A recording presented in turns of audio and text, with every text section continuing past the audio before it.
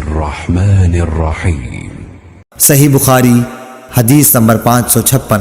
حضرت ابو ہریرہ رضی اللہ تعالیٰ عنہ سے روایت ہے کہ رسول اللہ صلی اللہ علیہ وسلم نے فرمایا کہ اگر عصر کی نماز کی ایک رکعت بھی کوئی شخص سورج غروب ہونے سے پہلے پا سکا تو پوری نماز پڑھے، اس کی نماز ادا ہوئی نہ قضا۔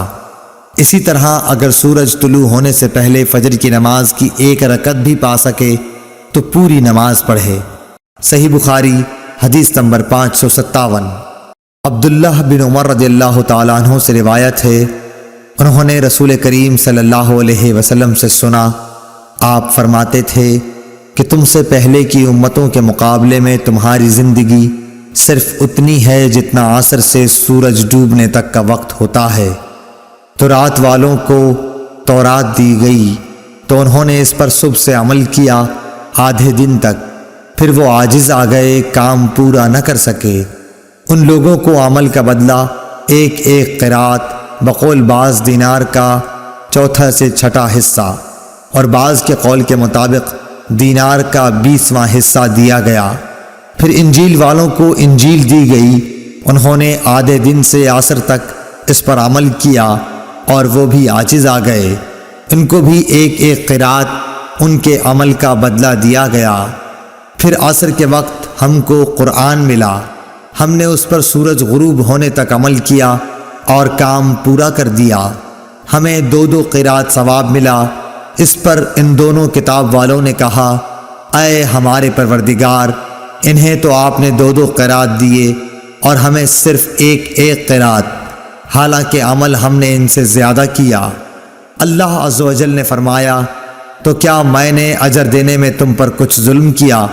انہوں نے عرض کی کہ نہیں۔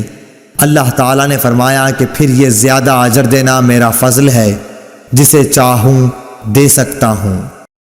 صحیح بخاری حدیث نمبر 558۔ ابو موسیٰ اشعری عبداللہ بن قیس رضی اللہ تعالیٰ عنہ سے روایت ہے، انہوں نے نبی کریم صلی اللہ علیہ وسلم سے کہ آپ نے فرمایا کہ مسلمانوں اور یہود و نصارہ کی مثال ایک ایسے شخص کی سی ہے کہ جس نے کچھ لوگوں سے مزدوری پر رات تک کام کرنے کے لیے کہا، انہوں نے آدھے دن کام کیا، پھر جواب دے دیا کہ ہمیں تمہاری اجرت کی ضرورت نہیں، یہ یہود تھے۔ پھر اس شخص نے دوسرے مزدور بلائے اور ان سے کہا کہ دن کا جو حصہ باقی بچ گیا ہے، یعنی آدھا دن، اسی کو پورا کر دو، شرط کے مطابق مزدوری تمہیں ملے گی۔ انہوں نے بھی کام شروع کیا، لیکن عصر تک وہ بھی جواب دے بیٹھے، یہ نصارہ تھے۔ پس اس تیسرے گروہ نے جو اہل اسلام ہیں پہلے 2 گروہوں کے کام کی پوری مزدوری لے لی۔ صحیح بخاری حدیث نمبر 559۔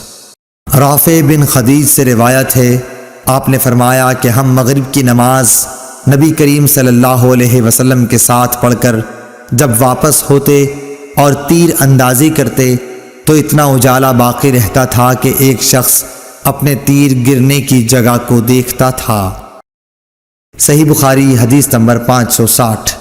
محمد بن عمرو بن حسن بن علی نے کہا کہ حجاج کا زمانہ آیا اور وہ نماز دیر کر کے پڑھایا کرتا تھا، اس لیے ہم نے حضرت جابر بن عبداللہ رضی اللہ تعالی عنہ سے اس کے بارے میں پوچھا تو انہوں نے فرمایا کہ نبی کریم صلی اللہ علیہ وسلم ظہر کی نماز ٹھیک دوپہر میں پڑھایا کرتے تھے، ابھی سورج صاف اور روشن ہوتا تو نماز عصر پڑھاتے، نماز مغرب وقت آتے ہی پڑھاتے اور نماز عشاء کو کبھی جلدی پڑھاتے اور کبھی دیر سے۔